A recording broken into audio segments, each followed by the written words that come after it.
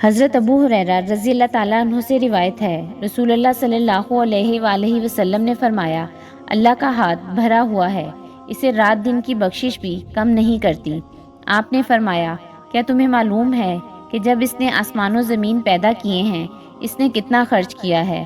اس نے بھی اس میں کوئی کمی نہیں پیدا کی جو اس کے ہاتھ میں ہے، اور فرمایا کہ اس کا عرش پانی پر ہے اور اس کے دوسرے ہاتھ میں ترازو ہے جسے وہ جھکاتا اور اٹھاتا رہتا ہے۔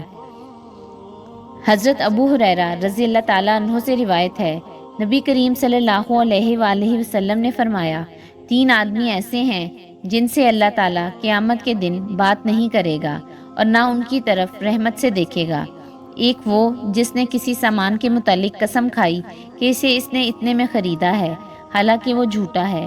دوسرا وہ شخص جس نے عصر کے بعد جھوٹی قسم اس لیے کھائی کہ کسی مسلمان کا مال ناحق مار لے۔ اور تیسرا وہ شخص جس نے ضرورت سے فالتو پانی مانگنے والے کو نہیں دیا۔